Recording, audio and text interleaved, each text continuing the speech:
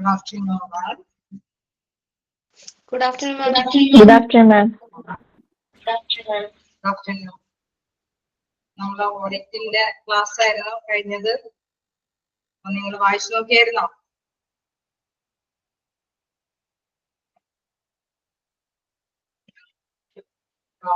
നിങ്ങളപ്പോ വായിച്ചു നോക്കിയായിരുന്നോ ഓഡിറ്റ്? ഇവരൊക്കെ വായിക്കുന്നുണ്ട്.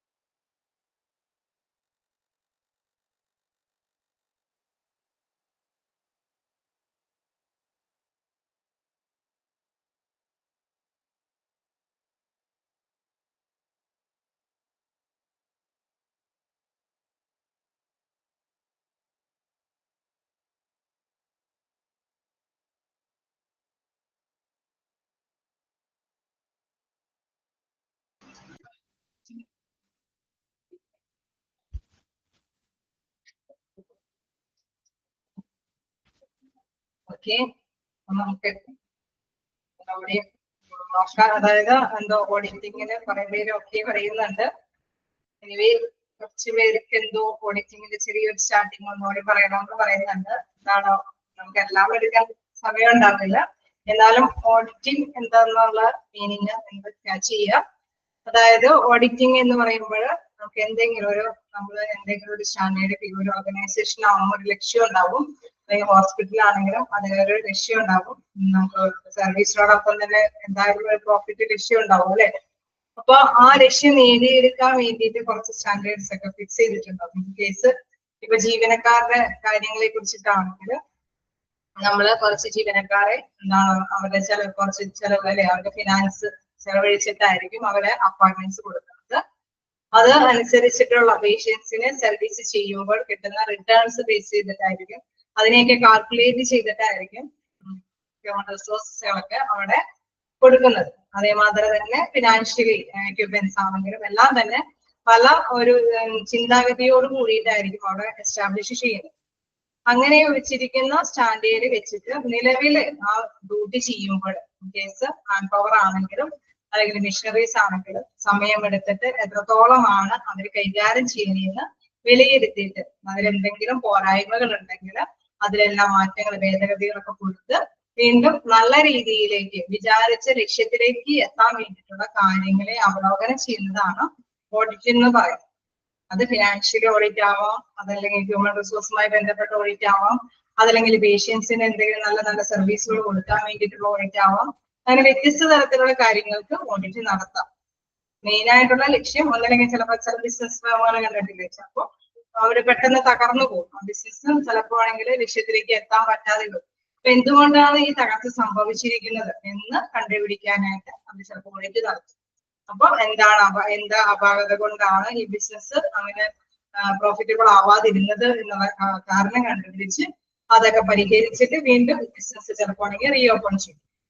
അതാണ് പൊതുവെ നമ്മൾ ഓഡിറ്റ് കൊണ്ട് ചെയ്യുന്നത്. എപ്പോഴും നന്നായിട്ട് കൈകാര്യം ചെയ്ത് എന്തെങ്കിലും ലക്ഷ്യം നേടിയെടുക്കാൻ വേണ്ടിയിട്ട് എന്തെങ്കിലും മാറ്റങ്ങളൊക്കെ വരുത്തണമെന്ന് അവലോകനം ചെയ്യുന്ന ഒരു പ്രവർത്തനമാണ് ഓഡിറ്റ്. അപ്പൊ നമുക്ക് ഹോസ്പിറ്റലിലാവുമ്പോൾ നമുക്കറിയാം പേഷ്യൻസിന്റെ സർവീസ് കാര്യങ്ങളാണ് അല്ലെ.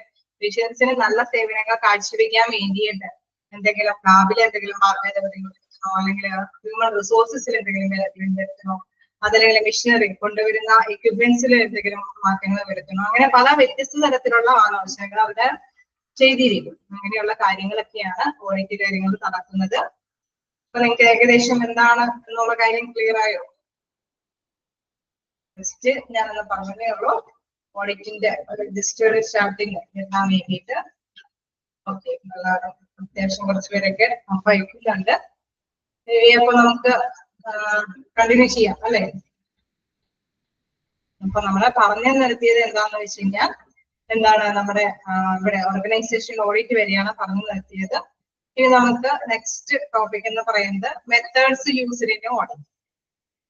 എന്തൊക്കെ മെത്തേഡിൽ നമുക്ക് ഈ ഓഡിറ്റ് നടത്താം. നമ്മൾ പറഞ്ഞ വ്യത്യസ്ത കാര്യങ്ങൾക്ക് വേണ്ടിയിട്ടാണ് ഈ ഓഡിറ്റ് നടത്തണേ എന്ന് പറഞ്ഞു. ഇനിയൊക്കെ ഏതൊക്കെ രീതിയിൽ ഈ ഓഡിറ്റ് കാര്യങ്ങൾ ചെയ്യാം. ഇപ്പൊ എന്താണ് ഡയറക്റ്റ് ഒബ്സർവേഷൻ, അതായത് നേരിട്ട് നിരീക്ഷണം നടത്തിയിട്ട് അല്ലെ അത് ഓൺ ദ ഡ്യൂട്ടിയിൽ തന്നെ എന്തെങ്കിലും കാര്യങ്ങളൊക്കെ മനസ്സിലാക്കിയിട്ട് അവരോട് നെക്സ്റ്റ് ഇതിൽ വരുമ്പോൾ നമ്മൾ ഇന്ന കാര്യങ്ങളാണ് ചെയ്യേണ്ടത്. അങ്ങനെ ചെയ്യുമ്പോൾ ചിലപ്പോൾ സമയം കുറവുകൊണ്ട് തന്നെ ഇപ്പൊ സൂപ്പർവൈസേഴ്സ് ഒക്കെ എന്താണ് അവര് അങ്ങനെ വിലയിരുത്തിക്കൊണ്ടിരിക്കും. എന്ന് പറഞ്ഞ മാതിരി നേരിട്ട് ഒബ്സർവേഷനിലൂടെ നിരീക്ഷണത്തിലോട് കൂടിയിട്ട് ഓഡിറ്റ് കാര്യങ്ങൾ നടത്തുന്നതാണ് ഡയറക്റ്റ് ഒബ്സർവേഷൻ. ജസ്റ്റ് പോയിന്റ്സ് മാത്രം പറയുന്നുള്ളൂ. ചെക്ക് ലിസ്റ്റ് എന്ന് പറയുമ്പോൾ നേരത്തെ കൂട്ടി അല്ല എന്തെങ്കിലുമൊക്കെ റെക്കോർഡ്സ് ഉണ്ടാവും. ഇപ്പൊ ഹ്യൂമൻ റിസോഴ്സ് ഒക്കെ ആണെങ്കിൽ അവരുടെ ലിസ്റ്റുകളൊക്കെ എടുത്ത് ഇടയ്ക്ക് ചെക്ക് ചെയ്ത് നോക്കാം. അപ്പൊ ഇത്ര പേഷ്യൻസിന് ഇന്ന പേഴ്സൺസിനെയാണ് നിയോഗിച്ചിരിക്കുന്നത്, അവർ ആ വർക്കുകളെല്ലാം എത്ര ടൈം കൊണ്ടെല്ലാം ചെയ്തിട്ടുണ്ട്, അപ്പൊ നെക്സ്റ്റ് ഡിപ്പാർട്ട്മെന്റിൽ ഇന്ന കാര്യങ്ങളൊക്കെ ചെയ്യാനായിട്ട് അവരെ കൊണ്ട് സാധിക്കും. അങ്ങനെ ഇങ്ങനെയൊക്കെ അവലോകനം ചെയ്യുന്ന രീതിയാണ് ചെക്ക് ലിസ്റ്റില്. പിന്നെ ഡോക്യുമെന്റേഷൻ ആൻഡ് റെക്കോർഡ്സ് ചെക്ക് ചെയ്യുന്ന രീതി തന്നെയാണ് ഡോക്യുമെന്റ് ആയിട്ട് അല്ലെ. റെക്കോർഡ്സ് നമുക്കറിയാം, മെഡിക്കൽ റെക്കോർഡ്സ് എന്നൊക്കെ പറയുമ്പോൾ ഒരുപാട് പ്രൊഫഷണൽസ് ആണ് അവിടെ തയ്യാറാക്കുന്നത് അല്ലെ. ഓരോ നിങ്ങൾക്ക് ക്ലാസ് കിട്ടിയിട്ടുണ്ടാവും. അപ്പൊ മെഡിക്കൽ റെക്കോർഡ്സിലെ പ്രൊഫഷണൽസ് തയ്യാറാക്കിയിരിക്കുന്ന റെക്കോർഡ്സിന്റെ ബേസിലും എന്താണ് ഓഡിറ്റ് കാര്യങ്ങളൊക്കെ ചെയ്യാനായിട്ട് സാധിക്കും. ദെൻ ക്വസ്റ്റ്യൻ ഐഎസ് എന്ന് പറയുമ്പോൾ എന്തെങ്കിലും ക്വസ്റ്റ്യൻസ് അല്ലെ. ഇപ്പൊ പേഷ്യൻസിന്റെ കാര്യങ്ങളെ കുറിച്ചിട്ടുള്ള ഒരു അവലോകനമാണ് വേണ്ടതെങ്കിൽ എന്താണ് പേഷ്യൻസിനോട് നേരിട്ട് കുറെ ക്വസ്റ്റ്യൻസ് ഒക്കെ ചോദിച്ച് അവരിൽ നിന്ന് ഡാറ്റാസ് ഒക്കെ കളക്ട് ചെയ്തിട്ട് എന്തെങ്കിലുമൊക്കെ ഭേദഗതികൾ വരുത്തണോ, വിചാരിച്ച റിസൾട്ട് എന്തുകൊണ്ട് നേടാനായിട്ട് സാധിച്ചില്ല, അവരെ തൃപ്തിപ്പെടുത്താത്തത് കൊണ്ടാണോ, അവർക്ക് സമയത്തിന് കാര്യങ്ങൾ ചെയ്തു കൊടുക്കാത്തത് കൊണ്ടാണോ, അപ്പൊ എന്താണ് അതിൽ മാറ്റം വരുത്തേണ്ടത്, അങ്ങനെയൊക്കെ അവലോകനം ചെയ്യുന്നതാണ് ക്വസ്റ്റ്യൻ വഴി. ഇങ്ങനെ ഇന്റർവ്യൂസ് ഇതേമാതിരി തന്നെ ഇന്റർവ്യൂ നടത്തിയിട്ട് അല്ലെ കുറച്ച് പേഴ്സൺസിന് അല്ലെങ്കിൽ സ്റ്റാഫുകളുടെ ഇടയിൽ എന്താണ് എന്തെങ്കിലും കുറച്ച് കാര്യങ്ങൾ ചോദിച്ചറിഞ്ഞ് അവർ ഇന്റർവ്യൂ ചെയ്തിട്ട് എന്താണ് ഇങ്ങനത്തെ ഓഡിറ്റ് കാര്യങ്ങളൊക്കെ ചെയ്യാനായിട്ട് സാധിക്കും.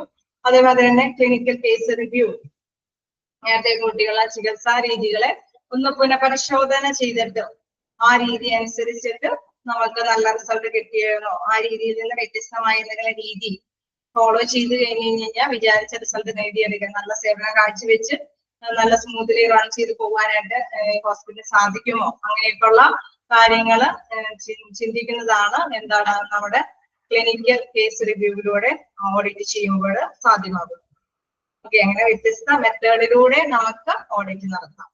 Last point clinical case review, അതായത് നമുക്ക് ഒന്നും കൂടി എന്തെങ്കിലും ചികിത്സാ രീതിയിലുള്ള കേസുകളൊക്കെ ഒന്ന് പരിശോധിച്ച് നമുക്കറിയാലോ കോവിഡ് ടൈമിലൊക്കെ എന്താണ് ചില പരിശോധനകളെല്ലാം പല നമ്മുടെ ഇന്ത്യ കൺട്രികൾ പല കൺട്രികൾ എങ്ങനെ സ്വീകരിച്ചതിനെ പോലെ നമ്മൾ വിലയിരുത്തി അല്ലെ. അപ്പൊ നമ്മുടെ ഇന്ത്യനെയാണ് ചില കൺട്രികളൊക്കെ ഫോളോ ചെയ്യാനായിട്ട് ആഗ്രഹിച്ചത്. അപ്പൊ ആ ക്ലിനിക്കൽ കേസ് പരിശോധന പുനഃപരിശോധന ചെയ്തിട്ട് അത് ഓഡിറ്റ് നടത്തുന്നതാണ് clinical case review. Then next നമുക്ക് അപ്പൊ വ്യത്യസ്ത അതിന്റെയൊക്കെ ജസ്റ്റ് പോയിന്റ്സ് ഇവിടെ പറഞ്ഞിട്ടുള്ളൂ. നിങ്ങൾ ജസ്റ്റ് അത് തന്നെ മനസ്സിലാക്കി വെച്ചാൽ മതി. ഇനി നെക്സ്റ്റ് എന്ന് പറയുന്നത് ടൈപ്പ് ഓഫ് ക്ലിനിക്കൽ ഓഡിറ്റ്. അപ്പൊ നമുക്കറിയാം വ്യത്യസ്ത തരത്തിലുള്ള ചികിത്സയുമായും ബന്ധപ്പെട്ട ഓഡിറ്റുകളാണ് ക്ലിനിക്കൽ ഓഡിറ്റിൽ വരുന്നത്. അത് രണ്ട് തരത്തില് ക്ലിനിക്കൽ ഓഡിറ്റ് നടത്താം. ഇപ്പൊ അടുത്ത ടൈമിൽ നമ്മൾ ചെയ്തുകൊണ്ടിരിക്കുന്ന സമയത്ത് വേണമെങ്കിൽ ഓഡിറ്റ് പർപ്പസ് നടത്താം. അതേമാതിരി നേരത്തെ കൂട്ടിയുള്ള ഡാറ്റാസിനെ അവലോകനം ചെയ്തിട്ട് പൂർവ്വകാല അവലോകനം ചെയ്തിട്ട് നമുക്ക് ഓഡിറ്റ് പർപ്പസ് നടത്താം. അപ്പൊ കൺകറന്റ് ഓഡിറ്റിൽ എന്താ പറയുന്നത്, theory succeeded at the time it is taken speed, അതായത് വേഗത കൈവരിച്ചിരിക്കുന്ന ആ അവസ്ഥയിലൂടെ തന്നെ ഓഡിറ്റ്. ഇപ്പോഴത്തെ നിലവിലുള്ള ആ ഒരു ചെയ്തുകൊണ്ടിരിക്കുന്ന ടൈമിൽ തന്നെ ഓഡിറ്റിംഗ് ആണെങ്കിൽ അതാണ് കൺകറന്റ് ഓഡിറ്റ് എന്ന് പറയുന്നത്. പിന്നെ റെട്രോസ്പെക്റ്റീവ് ഓഡിറ്റ്, അതിനെന്താ പറയുന്നത്, care is rated after it has been completed through record. അപ്പൊ നമ്മള് നേരത്തെ കൂട്ടി റെക്കോർഡ്സുകളിൽ കീപ്പ് ചെയ്തിരിക്കുന്നവ അവലോകനം ചെയ്തിട്ട് അതിന്റെ രീതിയിൽ ഓഡിറ്റ് നടത്തുകയാണെങ്കിൽ അതെന്താണ് റെട്രോസ്പെക്റ്റീവ് ഓഡിറ്റ് എന്ന് പറയുന്നത്. Concurrent audit and retrospective audit. ഒന്ന് കൺകറന്റ് ഓൺ ദ വേയിൽ അല്ലെ, അപ്പോഴത്തെ സമയത്ത് തന്നെ ഇതിന് റെട്രോസ്പെക്റ്റീവ് എന്ന് പറഞ്ഞാൽ നേരത്തെ കൂട്ടി കംപ്ലീറ്റ് ചെയ്തിരിക്കുന്ന റെക്കോർഡ്സിന്റെ ബേസിൽ നമുക്ക് അവലോകനം ചെയ്യും. ഇനി next purpose of clinical audit എന്താണ് നമുക്കറിയാം. ക്ലിനിക്കൽ ഓഡിറ്റ് പല പല കാര്യങ്ങൾക്ക് വേണ്ടിയിട്ട് പല ഉദ്ദേശത്തോട് കൂടിയിട്ട് ചിലപ്പോൾ പേഷ്യൻസിന്റെ സേവനം നന്നാക്കാനായിരിക്കും, ചിലപ്പോൾ അവിടെ പേഷ്യൻസിന് കൊടുക്കുന്ന സർവീസ് അത് നഴ്സുമാരുടെ എന്തെങ്കിലും കാര്യങ്ങളോ അല്ലെങ്കിൽ അവരുടെ ടൈമിങ്ങോ അങ്ങനെ പല രീതിയിലുള്ള കാര്യങ്ങൾ കൈകാര്യം ചെയ്യുന്നതിന് വേണ്ടിയിട്ട് പല ഉദ്ദേശത്തോട് കൂടിയിട്ടായിരിക്കും ഓഡിറ്റ് നടത്തുന്നത്. അത് ഏതൊക്കെ ഉദ്ദേശമാണെന്ന് നമുക്ക് നോക്കാം. Planning the future course of action, it is needful to obtain baseline information through assessment of the achievements. അതായത് നമുക്കറിയാം ഒരു ബേസ് ലൈൻ, ഒരു അടിസ്ഥാന ഇത് ഉണ്ടായിരിക്കണം അല്ലെ. നമുക്ക് അടിസ്ഥാന വിവരങ്ങളുടെ അടിസ്ഥാനത്തിൽ മാത്രമാണ് ഈ നേട്ടങ്ങളെ നമുക്ക് വിലയിരുത്താനായിട്ട് സാധിക്കുള്ളൂ. അപ്പൊ നമുക്ക് ഒരു ഓഡിറ്റ് നടത്തിയാൽ മാത്രമേ നമുക്ക് വീണ്ടും നേട്ടങ്ങൾ നേടാൻ പറ്റുമോ ഇല്ലയോ എന്ന് നമുക്ക് അവലോകനം ചെയ്യാനായിട്ട് സാധിക്കുള്ളൂ. ഇതാണ് നമ്മളിപ്പോ കൊടുത്തിരിക്കുന്ന നിലവിലുള്ള റിസോഴ്സസ്, നിലവിലുള്ള ആ ഒരു വിഭവശേഷി ഉപയോഗിച്ചിട്ട് നമുക്ക് ഇന്ന കാര്യങ്ങൾ ചെയ്യാൻ സാധിച്ചു. അപ്പോ നമുക്ക് ഇനി എന്തെങ്കിലും ഇംപ്രൂവ്മെന്റ്സ് വരുത്താൻ പറ്റുമോ എന്നുള്ള കാര്യങ്ങൾ, അതാണ് ഉദ്ദേശിക്കുന്നത് പ്ലാനിങ് ദ ഫ്യൂച്ചർ കോഴ്സ്. ഭാവിയിൽ ഒരു ഫ്യൂച്ചർ കോഴ്സിനെ പ്ലാൻ ചെയ്യാൻ വേണ്ടിയിട്ട് is needful to obtain baseline information through assessment of achievements. നമ്മുടെ അടിസ്ഥാനപരമായിട്ടുള്ള വിവരങ്ങൾ വെച്ചിട്ട് നമുക്ക് ഭാവിയിൽ എന്തെങ്കിലും പ്ലാൻ ചെയ്യാൻ പറ്റുമോ എന്ന് അസസ്മെന്റ് ചെയ്യുന്നത്, ഭാവിയിൽ എന്തെങ്കിലും നേട്ടങ്ങൾ നേടിയെടുക്കാനായിട്ട് സാധിക്കുമോ എന്ന് അസസ് ചെയ്യാൻ വേണ്ടിയിട്ട് ക്ലിനിക്കൽ ഓഡിറ്റ് നടത്താം. Second one for comparison purpose with a view to improving the service. അതായത് നമുക്ക് നമ്മൾ പറഞ്ഞല്ലോ ഒരു സ്റ്റാൻഡേർഡ് എപ്പോഴും കീപ്പ് ചെയ്തിട്ടുണ്ടാവും. ഏതോ ഒരു ഓഡിറ്റിങ്ങിനും ഇന്ന കാര്യങ്ങൾ വെച്ചിട്ട് ഒരു ലക്ഷ്യം അല്ലെ, ഇന്ന ലക്ഷ്യം വെച്ചിട്ടായിരിക്കും എന്ത് കാര്യങ്ങളും തുടങ്ങുന്നത്. ആ സ്റ്റാൻഡേർഡ് വെച്ചിട്ട് നിലവിലുള്ള കാര്യങ്ങൾ ശരിയായിട്ട് കമ്പയർ ചെയ്ത് പോകുമ്പോൾ കറക്റ്റ് ആയിട്ട് ചെയ്യാനായിട്ട് സാധിക്കുന്നുണ്ടോ എന്ന് വിലയിരുത്തുന്നത്. അതായത് for comparison purpose with a view to improving the service. Comparison നടത്തിയിട്ട് എന്തെങ്കിലും സേവനങ്ങൾ ഇംപ്രൂവ് ചെയ്യാനായിട്ട് സാധിക്കുമോ എന്ന് പരിശോധിക്കാൻ വേണ്ടിയിട്ട് ഓഡിറ്റ് നടത്താം. Next, it is a regulatory in the nature that to ensure full and effective utilization of staff and facilities available. അതായത് നമ്മളിപ്പോ ഒരു എന്തെങ്കിലും ഉദ്ദേശത്തോട് കൂടിയിട്ട് കുറെ ഫെസിലിറ്റീസ് ഒക്കെ കൊടുത്തല്ലേ, കുറച്ച് സ്റ്റാഫുകളൊക്കെ അപ്പോയിന്റ്മെന്റ്സ് കൊടുത്തിട്ടാണ് നമ്മൾ ഹോസ്പിറ്റൽ സ്റ്റാർട്ട് ചെയ്യുന്നത്. അപ്പൊ മതിയായ രീതിയിൽ ഈ റിസോഴ്സസ് ഒക്കെ യൂട്ടിലൈസ് ചെയ്യുന്നുണ്ടോ, ഉപയോഗിക്കുന്നുണ്ടോ എന്ന് എൻഷുർ ഉറപ്പ് വരുത്താൻ വേണ്ടിയിട്ട് it is regulatory in nature that ensure full and effective utilization. പൂർണ്ണമായിട്ടും അല്ലെങ്കിൽ നല്ല കാര്യക്ഷമമായിട്ടും എന്താണ് ഈ ഉപയോഗിക്കുന്നുണ്ടോ, എന്തൊക്കെ സ്റ്റാഫ് ആൻഡ് ഫെസിലിറ്റീസ് അവൈലബിൾ, നിലവിലുള്ള ഫെസിലിറ്റീസ് സൗകര്യങ്ങൾ അല്ലെങ്കിൽ സ്റ്റാഫുകളൊക്കെ മതിയായ രീതിയിൽ ഉപയോഗിക്കുന്നുണ്ടോ എന്ന് വിലയിരുത്താൻ വേണ്ടി. Next, evaluate the effectiveness and efficiency of health programs and services put into practice. അതായത് നമ്മളിപ്പോ ചിലപ്പോ ഇപ്പൊ സ്റ്റാഫിനൊക്കെ നമ്മള് എന്തെങ്കിലും ഇംപ്രൂവ്മെന്റ്സ് വേണമെന്ന് തോന്നിക്കഴിഞ്ഞാൽ എന്താണ് ചില പ്രോഗ്രാംസുകളൊക്കെ സംഘടിപ്പിക്കും. ചിലപ്പോ നമ്മളറിയാം ജസ്റ്റ് കഴിഞ്ഞ അല്ലെ അക്കാദമിക് ക്വാളിഫിക്കേഷൻ ഒക്കെ കഴിഞ്ഞവർക്ക് നമ്മൾ എന്തെങ്കിലും ട്രെയിനിങ് ഒക്കെ കൊടുത്തിട്ടായിരിക്കും ഹോസ്പിറ്റലിൽ അവിടെ നിർത്തുന്നത്. അപ്പൊ അവർക്ക് ചില പ്രോഗ്രാംസുകളൊക്കെ ചില കാര്യങ്ങളൊക്കെ കാണിച്ചു കൊടുക്കും, ഹെൽത്ത് പ്രോഗ്രാംസ് ഒക്കെ കാണിച്ചു കൊടുക്കും. അങ്ങനെ വരുമ്പോൾ അത് നന്നായി തന്നെ പ്രാക്ടീസ് ചെയ്യുന്നുണ്ട്. evaluate the effectiveness and efficiency of health programs and services put into practice. പ്രാക്ടീസിന് കൊടുത്തിരിക്കുന്ന ഈ പ്രോഗ്രാമുകളെല്ലാം ഈ സർവീസുകളെല്ലാം നന്നായി തന്നെ ഉപയോഗിച്ചിട്ടുണ്ടോ എന്ന് വിലയിരുത്താൻ വേണ്ടിയിട്ടും ഓഡിറ്റ് നടത്തും. നമുക്കറിയാം ക്ലിനിക്കൽ ഓഡിറ്റ് എന്ന് പറയുമ്പോൾ പേഷ്യൻസിന്റെ ചികിത്സയുമായി ബന്ധപ്പെട്ട എല്ലാ തരത്തിലും, അത് പ്രധാനമായിട്ടും നഴ്സുമാരുടെ സേവനങ്ങളും അല്ലെങ്കിൽ അവിടുത്തെ ഫെസിലിറ്റീസ്, ഹോസ്പിറ്റലിലെ പല പല സൗകര്യങ്ങളും വെച്ചിട്ടായിരിക്കും ഇവർക്ക് എന്തെങ്കിലും പേഷ്യൻസിന് സർവീസുകൾ കൊടുക്കുന്നത്. അപ്പൊ ഇതിന്റെ ഏത് തരത്തിലുള്ള ഓഡിറ്റും നടത്താം, എന്തിനെ കുറിച്ചിട്ട് വേണമെങ്കിലും ഓഡിറ്റ് നടത്താം. ചിലപ്പോൾ ഇപ്പോ പ്രോഗ്രാം കൊടുക്കുമ്പോൾ എന്തെങ്കിലും ട്രെയിനിങ് പ്രോഗ്രാം കൊടുത്തിട്ടുണ്ടെങ്കിൽ അത് നന്നായി തന്നെ യൂസ് ചെയ്തോ എന്ന് വിലയിരുത്താൻ വേണ്ടിയിട്ടും ഓഡിറ്റ് നടത്താം. narrate and measure present performance. അതായത് നിലവിലെ പെർഫോമൻസ് എങ്ങനെയാണെന്ന് മെഷർ ചെയ്യാൻ വേണ്ടി നാരേറ്റ് എന്ന് വെച്ചാൽ വരച്ചു കാട്ടണം അല്ലെ. നമുക്ക് അറിയാം ഒരു ഗ്രാഫിക് മോഡലിലൊക്കെ വലിയ കുഴപ്പമില്ലാതെ തന്നെയാണ്, ഉദ്ദേശിച്ച രീതിയിലാണ്, പ്രോഗ്രസീവ് ആയിട്ടാണ് ഇവരുടെ കാര്യങ്ങളൊക്കെ വരുന്നത്, ലക്ഷ്യത്തിലേക്ക് എത്തുന്നുണ്ട് എന്നൊക്കെ വരച്ചു കാട്ടുന്ന ഒരു ഇതൊക്കെ ഉണ്ടാവും. അപ്പൊ ആ രീതിയിലൊക്കെ ഓഡിറ്റ് എന്ന് പറയുമ്പോൾ നമുക്കറിയാം അങ്ങനെ ഒരു ഡയഗ്രാം രീതിയിലൊക്കെ വരച്ചു കാട്ടും. അപ്പൊ narrate and measure present performance, നിലവിലെ പെർഫോമൻസ് ഒക്കെ മെഷർ ചെയ്യാനായിട്ട്, അത് മനസ്സിലാക്കി തരാനൊക്കെ ആയിട്ട് ഓഡിറ്റ് നടത്തും. Then recommends that requires to be changed. നമുക്കറിയാം ഇങ്ങനെ ഓഡിറ്റ് നടത്തുമ്പോഴായിരിക്കും എന്തെങ്കിലും ചേഞ്ചസ് വരുത്തണമെന്ന് നമ്മൾ ചിന്തിക്കുക അല്ലെ. അപ്പൊ മാറ്റങ്ങൾ വരുത്തിയാൽ ചിലപ്പോൾ നല്ല രീതിയിലുള്ള റിസൾട്ട് നേടിയെടുക്കാനായിട്ട് സാധിക്കും. അപ്പൊ അതിന് വേണ്ടിയിട്ടുള്ള റെക്കമെൻഡേഷന് വേണ്ടിയിട്ടും നമ്മൾ ഓഡിറ്റ് നടത്താറുണ്ട്.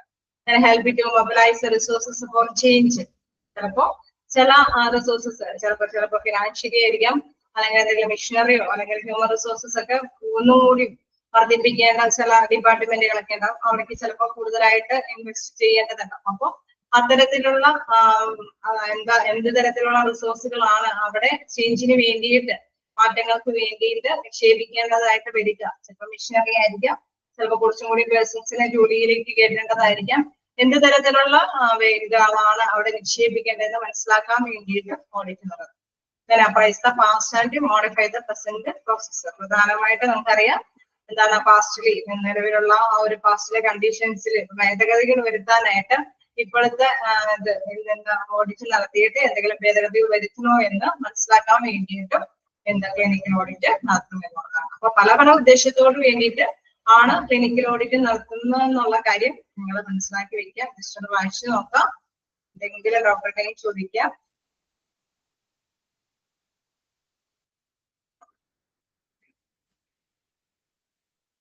ലാസ്റ്റ് പോയിന്റ്, അതായത് appraise the past and modify the present process. നമ്മൾ എന്തായാലും പുതിയതായിട്ട് കണ്ടുപിടുത്തങ്ങളായിരിക്കും അല്ലെ ഓഡിറ്റ് നടത്തുക എന്ന് വെച്ച് കഴിഞ്ഞാൽ അവലോകനം ചെയ്യുകയായിരിക്കും. നമ്മൾ നഷ്ടത്തിൽ പോവുകയാണെങ്കിലാണ് എന്തുകൊണ്ടാണ് ഇങ്ങനെ നഷ്ടത്തിൽ പോയേക്കണേന്ന് മനസ്സിലാക്കുന്നത്. അപ്പൊ പാസ്റ്റിനെ നോക്കിക്കഴിഞ്ഞിട്ട് പഴയ കാലഘട്ടത്തിനെ വെച്ചിട്ട് നമ്മൾ ഇപ്പോഴത്തെ ഇതിനോട് ചെക്ക് ചെയ്യുമ്പോൾ എന്തെങ്കിലും മാറ്റങ്ങൾ വരുത്തണോ വേണ്ടയോ എന്ന് അത് വിലയിരുത്തുന്നതാണ് എന്തെന്ന് പറയുന്നത് നമ്മുടെ ഓഡിറ്റിലൂടെ ചെയ്യുന്നത്. ഓരോ തലങ്ങൾക്ക് വേണ്ടിയിട്ട് appraise the past and modify the present process. പാസ്റ്റിനെ വിലയിരുത്തിയിട്ട് മോഡിഫൈ ദ പ്രസന്റ് പ്രോസസ്, നിലവിലെ പ്രോസസ് എന്തെങ്കിലും മോഡിഫൈ ചെയ്യണോ വേണ്ടയോ എന്നറിയാൻ വേണ്ടി.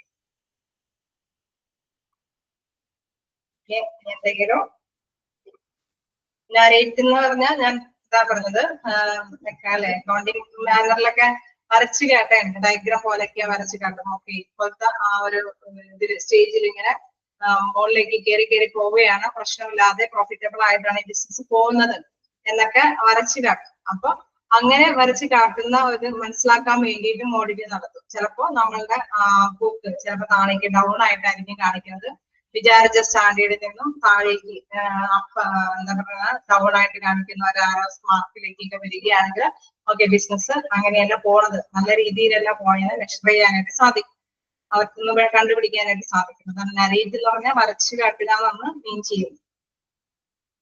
Okay, fourth point evaluate the effectiveness and efficiency of health programs. Okay, പറയാം.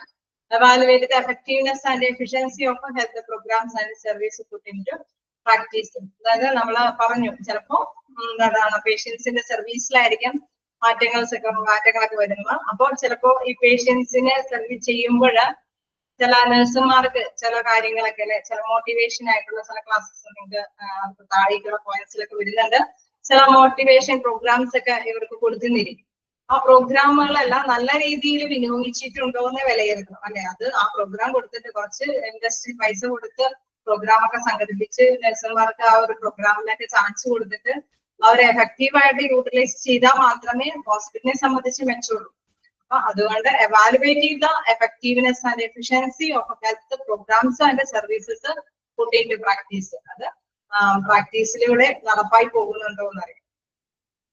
OBVS എന്ന് പറഞ്ഞാൽ വ്യക്തമായ അർത്ഥം. OBVS എന്ന് പറഞ്ഞാൽ വ്യക്തമായ, OBVS സ്റ്റാൻഡേർഡ്സ്, വ്യക്തമായ സ്റ്റാൻഡേർഡ്സ് ഡെവലപ്പ് ചെയ്യാൻ, അത് വളർത്തിക്കൊണ്ടുവരാൻ നല്ല രീതിയിലുള്ള സ്റ്റാൻഡേർഡ്സ് കീപ്പ് ചെയ്ത് നമുക്കറിയാം. റെക്കോർഡ്സുകളൊക്കെ ഇപ്പൊ ഒരു വർഷത്തെ റെക്കോർഡ്സുകളൊക്കെ വെച്ചിട്ടായിരിക്കും നമ്മൾ നെക്സ്റ്റ് ഇയർ കുറെ പ്ലാനുകളൊക്കെ ചെയ്യുന്നത്. അപ്പൊ ഇങ്ങനെ ഓഡിറ്റും കാര്യങ്ങളൊക്കെ നടത്തുമ്പോഴാണ് നല്ലൊരു സ്റ്റാൻഡേർഡ് അവർക്ക് ഫിക്സ് ചെയ്യാനായിട്ട് സാധിക്കുള്ളൂ അല്ലെ. നല്ല ഒരു പിന്നീട് മാറ്റങ്ങളൊക്കെ വരുത്താനായിട്ട് സാധിക്കുള്ളൂ. അപ്പൊ ഇങ്ങനെ ഓഡിറ്റ് നടത്തുമ്പോഴൊരു വ്യക്തമായ സ്റ്റാൻഡേർഡ്സ് ഫിക്സ് ചെയ്യാൻ വേണ്ടിയിട്ട് ഡെവലപ്പ് ചെയ്യാനായിട്ട് സഹായിക്കും. 6th പോയിന്റ് ചോദിച്ചിരുന്നു, അതന്നെയാണ് ഞാനിപ്പോ പറഞ്ഞത് അല്ലെ. ഹെൽപ്പ് ഡെവലപ്പിംഗ് OBVS സ്റ്റാൻഡേർഡ്സ്, അതായത് നല്ലൊരു സ്റ്റാൻഡേർഡ് ഉണ്ടാക്കി തീർക്കാൻ അല്ലെ. നമുക്ക് നല്ല രീതിയിൽ ഓഡിറ്റ് നടത്തി കഴിഞ്ഞ് കഴിഞ്ഞാൽ അപ്പോഴത്തെ റിസൾട്ട് നമുക്ക് കൃത്യമായിട്ട് കാണിച്ചു തരാനായിട്ട് സാധിക്കും. അപ്പൊ ആ സ്റ്റാൻഡേർഡ് വെച്ചിട്ട് ഇനി നെക്സ്റ്റ് ഇയറുകളിൽ എന്താണ് എന്തെങ്കിലും മാറ്റങ്ങൾ വരുത്താനായിട്ട് പറ്റും. അപ്പൊ സ്റ്റാൻഡേർഡ് ഫിക്സേഷനും എന്താണ് ഈ ഓഡിറ്റ് കൊണ്ട് സാധ്യമാക്കും എന്നുള്ളതാണ്. ക്ലിയർ ആയോ? ഇനി എന്തെങ്കിലും നമുക്ക് കണ്ടിന്യൂ ചെയ്ത് പോകാം.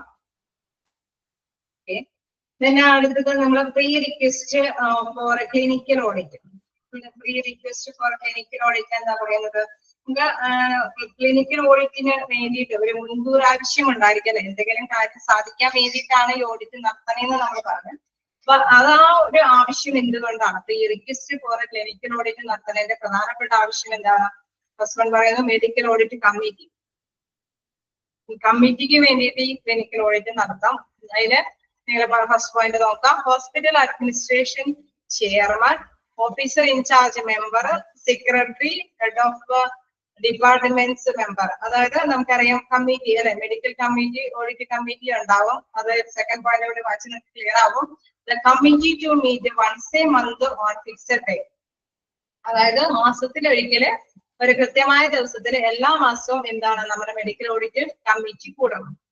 അപ്പൊ ഈ മെഡിക്കൽ ഓഡിറ്റ് കമ്മിറ്റി കൂടുമ്പോൾ എന്താണ് ക്ലിനിക്കൽ ഓഡിറ്റ് നടത്തിയിട്ട് അതിന്റെ കുറച്ച് റിപ്പോർട്ടുമായി ബന്ധപ്പെട്ടൊക്കെ ആയിരിക്കും വരുന്നത്. എന്നിട്ടാണ് ഇവര് അവലോകനം ചെയ്തിട്ട് എന്തെങ്കിലും മാറ്റങ്ങൾ വരുത്തണോ, ബിസിനസിന്റെ ആ ഒരു കണ്ടീഷൻ ലെവലുകൾ മനസ്സിലാക്കി വീണ്ടും വീണ്ടും കാര്യങ്ങളൊക്കെ പ്ലാൻ ചെയ്യുന്നു. അപ്പൊ ഈ ഒരു ഓഡിറ്റ്, ഈ ഒരു മീറ്റിങ്ങിന് വേണ്ടിയിട്ട് എന്താണ് ക്ലിനിക്കൽ ഓഡിറ്റ് നടത്താം. അപ്പൊ ഈ മെഡിക്കൽ ഓഡിറ്റ് കമ്മിറ്റിയിലെ മെമ്പേഴ്സ് ആരൊക്കെയാണ്? Hospital administration chairman then officer in charge അല്ലെ. ഇപ്പൊ നമുക്കറിയാം മിക്കവാറും ഇങ്ങനെ ഒരുപാട് ഇതുകളുണ്ടല്ലോ, ഒരു ബ്ലഡ് ബാങ്ക് ആണെങ്കിലും അവിടെ ഇവിടെയൊക്കെ ആണെങ്കിലും ഒരു ഇൻചാർജ് ഉള്ള ഒരു ഓഫീസർ ഒക്കെ ഉണ്ടാവും അല്ലെ. അതേമാതിരി മെമ്പർ സെക്രട്ടറിമാരുണ്ടാവും. എന്തെങ്കിലും ഇൻഫെക്ഷൻ കൺട്രോളൊക്കെ നിങ്ങൾക്കറിയാം. റെക്കോർഡ്സുകളിലോ പല ക്ലാസ്സുകളിലും നിങ്ങൾ കുറെ ഇതുകൾ പഠിച്ചിട്ടുണ്ടാവും അല്ലെ. മെഡിക്കൽ റെക്കോർഡ്സിന്റെ ക്ലാസ്സിലോ ആണെങ്കിലോ ബ്ലഡ് ബാങ്കിന്റെ ക്ലാസ്സിലാണെങ്കിലും നിങ്ങൾ പല ടേംസിൽ ഇവരുടെ പേരുകളൊക്കെ കണ്ടിട്ടുണ്ടാവും. അപ്പൊ ഇവരെല്ലാവരും എന്താണ് ഈ കമ്മിറ്റിയിലെ മെമ്പേഴ്സ് ആണ്.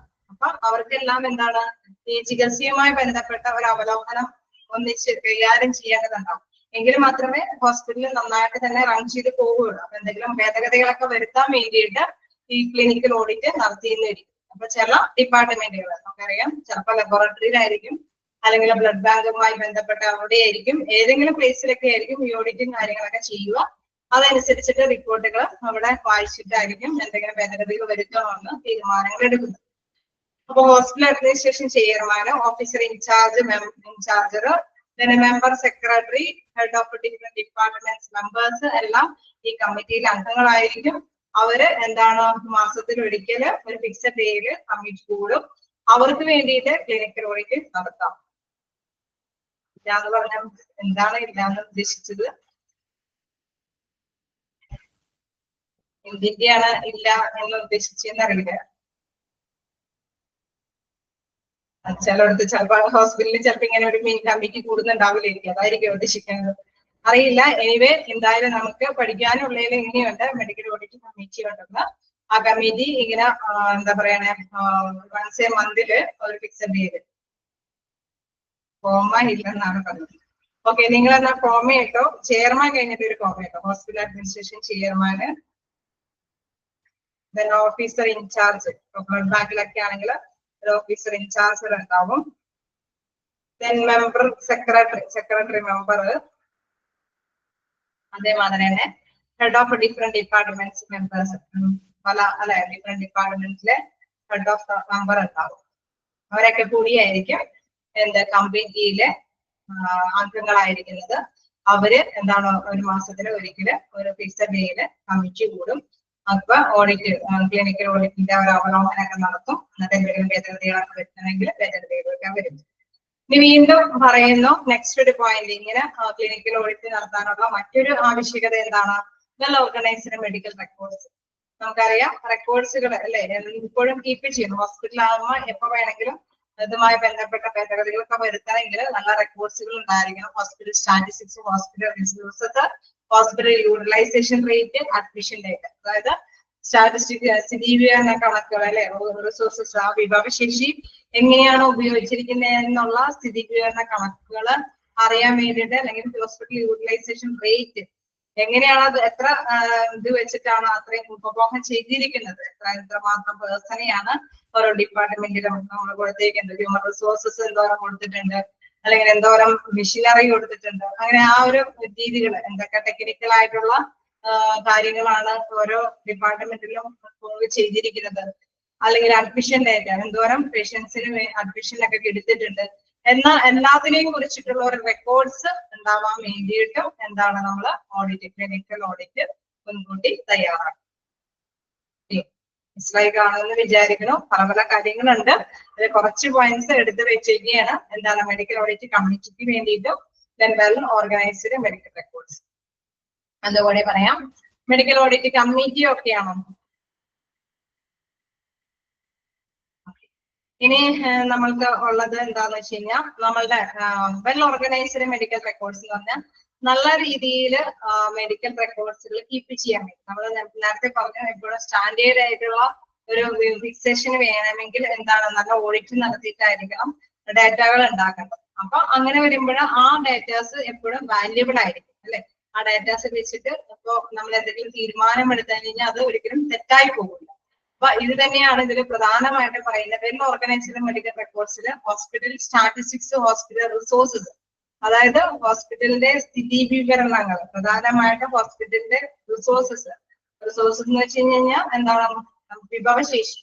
ചിലപ്പോ എന്താണ് ചില വിഭവശേഷി വിഭവങ്ങളിൽ എന്തൊക്കെ പെടാം, നമുക്ക് ഹ്യൂമൻ റിസോഴ്സസ് പെടാം, പിന്നെ ഫണ്ട് വരാം അല്ലെ, ഫിനാൻഷ്യൽ ആയിട്ടുള്ള റിസോഴ്സസ് ഉണ്ടാവാം, മിഷനറി ആയിട്ടുള്ളത് ഉണ്ടാവും. അങ്ങനെ പലതരത്തിലുള്ള വിഭവശേഷികൾ ഉപയോഗിച്ചിട്ടാണ് പ്രധാനമായിട്ടും ഹോസ്പിറ്റലിലെ വിഭവശേഷി എന്ന പ്രാധാന്യത്തോടുകൂടി ഇരിക്കുന്ന എന്താണ് ഹ്യൂമൻ റിസോഴ്സസ് ആണ് അല്ലെ. നല്ലൊരു സർവീസ് കാഴ്ചവെക്കണമെങ്കിൽ നമ്മൾ കണ്ടായിരുന്ന ഹ്യൂമൻ റിസോഴ്സസിന്റെ ഏറ്റവും പ്രധാന ഭാഗം എന്ന് പറയുന്നത് ഹ്യൂമൻ റിസോഴ്സസ് ആണ്.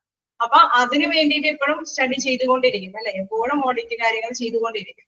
അപ്പൊ ഹോസ്പിറ്റലിന്റെ സ്റ്റാറ്റിസ്റ്റിക്സ്, ഹോസ്പിറ്റൽ റിസോഴ്സസ്, ആ വിഭവശേഷി അതിനെ കുറിച്ചിട്ടുള്ള റെക്കോർഡ്സ് കീപ്പ് ചെയ്യാൻ. ഹോസ്പിറ്റൽ യൂട്ടിലൈസേഷൻ റേറ്റ്, ഇപ്പൊ വിഭവശേഷി അല്ലെങ്കിൽ മെഷീനറി എന്തെങ്കിലും ടെക്നിക്കൽ എന്തൊക്കെ സാധനങ്ങളാണോ അത് ഉണ്ടാക്കിയിട്ട് പോരാലോ, അത് നന്നായിട്ട് തന്നെ ഉപയോഗപ്രദമാക്കണം. യൂട്ടിലൈസ് ചെയ്യാൻ ഉപയോഗിക്കണം. അത് എത്ര രീതിയിലാണ് ഉപയോഗിച്ചിരിക്കുന്നത് എന്നുള്ള റെക്കോർഡ് അറിയാൻ വേണ്ടിയിട്ട്. ദെൻ അഡ്മിഷൻ ഡേറ്റ, നമുക്കറിയാം ഹോസ്പിറ്റലിന്റെ പ്രോഫിറ്റ് എന്ന് പറയുന്നത് എന്താണ്, പേഷ്യൻസ് വന്ന് അവരുടെ സർവീസ് കരസ്ഥമാക്കുമ്പോഴാണ് ഹോസ്പിറ്റലിൽ ബെറ്ററായിട്ട് പോകുക അല്ലെ, പ്രോഫിറ്റബിൾ ആയിട്ട് പോകുക. അപ്പൊ അഡ്മിഷൻ ഡേറ്റയൊക്കെ നല്ല രീതിയിൽ ഉണ്ടാക്കാൻ വേണ്ടിയിട്ടാണ് എന്ത് നമ്മള് ക്ലിനിക്കൽ ഓഡിറ്റ്സ് പ്രധാനമായിട്ടും ഉണ്ടാക്കുന്നത്. ഓക്കെ, ദെൻ നെക്സ്റ്റ് എന്താണ് സ്റ്റേജസ് ഓഫ് ക്ലിനിക്കൽ ഓഡിറ്റ്. ഇനി നമുക്കറിയാം ഒരു ക്ലിനിക്കൽ ഓഡിറ്റിന്റെ വിവിധ തലങ്ങളെ കുറിച്ചിട്ടുള്ള കാര്യമാണ്. എന്താണ് അതിൽ പ്രധാനമായിട്ട് പറയുന്നത്, preparing for audit, selecting the criteria, measuring performance, making improvement, sustaining improvement, re-audit. അതായത് നമുക്ക് ഓഡിറ്റിന് വേണ്ടിയിട്ട് ഒരു പ്രിപ്പറേഷൻ, ഒരു മുൻകൂട്ടി കാര്യങ്ങൾ കാണണം അല്ലെ, വേണോ വേണ്ടേ എന്നുള്ളത് തീരുമാനിക്കണം. ദെൻ സെലക്ടിങ് ക്രൈറ്റീരിയ, എന്തിനെ കുറിച്ചിട്ടാണ് നമ്മൾ ഓഡിറ്റ് നടത്തേണ്ടത്, മെഷറിംഗ് പെർഫോമൻസ്. അപ്പൊ നമ്മൾ മെഷർമെന്റ് എടുക്കണം എന്തായാലും നിലവിലുള്ള പെർഫോമൻസുകൾ എന്താണെന്നുള്ളത്. സെലക്ടിങ് ക്രൈറ്റീരിയ എന്ന് പറയുമ്പോൾ എന്തായാലും മാനദണ്ഡം നിശ്ചയിക്കണം. നമ്മൾ ഒരു ഓഡിറ്റ് കണ്ടു കഴിഞ്ഞാൽ തന്നെ നമ്മൾ ആ ഓഡിറ്റിന് വേണ്ടിയിട്ടുള്ള ഒരു മാനദണ്ഡം നിശ്ചയിക്കണം. then ഇപ്പോഴത്തെ പെർഫോമൻസ് എന്താണെന്നുള്ളത് മെഷർ ചെയ്യണം. മേക്കിംഗ് ഇംപ്രൂവ്മെന്റ്, അത് നമ്മൾ കമ്പാരിസൺ ചെയ്തിട്ട് എന്തെങ്കിലും ഇംപ്രൂവ്മെന്റ്സ് എന്തെങ്കിലും ഭേദഗതികൾ വരുത്തണമെന്ന് നോക്കണം. then സസ്റ്റൈനിങ് ഇംപ്രൂവ്മെന്റ്, നമ്മളിപ്പോ ഭേദഗതി വരുത്തിയിട്ട് നമ്മൾ 2 ആഴ്ച ഭേദഗതി ഓക്കെ ആക്കിയിട്ട് നമ്മൾ തിരിച്ചു പോന്നു കഴിഞ്ഞാൽ എന്താണ് ആ ഇംപ്രൂവ്മെന്റ് വരുത്തിയ കാര്യങ്ങളൊക്കെ പഴയപടിയാവും അല്ലെ. കൃത്യമായ സമയത്തിന് ചിലപ്പോൾ പേഷ്യൻസ് എത്താമെന്നായിരിക്കും, അല്ലെങ്കിൽ ഇത്ര ടൈമിനുള്ളിൽ ഇത്തരം പേഷ്യൻസിനെ സർവീസ് ചെയ്യണമെന്നായിരിക്കും. അപ്പൊ എന്തെങ്കിലും ഭേദഗതി വരുത്തിയിട്ടുണ്ടെങ്കിൽ അത് നിലനിർത്തണം. 2 ആഴ്ചത്തേക്ക് മാത്രം നിലനിർത്തി പോയാൽ മാത്രം നമുക്ക് പ്രോഫിറ്റബിൾ ആവില്ല അല്ലെ. അപ്പൊ അത് കണ്ടിന്യൂ ചെയ്യണം, അപ്പൊ അത് സസ്റ്റെയിൻ ചെയ്യണം. ദെൻ റീഓഡിറ്റ്, ഇത് ഇടയ്ക്കിടയ്ക്ക് ഇങ്ങനെ ശരിയായിട്ട് തന്നെ പോകുന്നുണ്ടോ എന്ന് റീഓഡിറ്റ് ചെയ്യണം. അത് എന്താണ് നമുക്ക് കൂടുതലായിട്ട് അങ്ങനെ ഓരോ സ്റ്റേജുകളും കാണിച്ചു തന്നിട്ടുണ്ട്.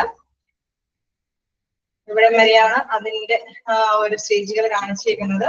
അപ്പൊ നിങ്ങളത് ജസ്റ്റ് നോക്കാം, എങ്ങനെയാണ് അത് കൊടുത്തിരിക്കണെന്ന് നമ്മൾ നോക്കാം.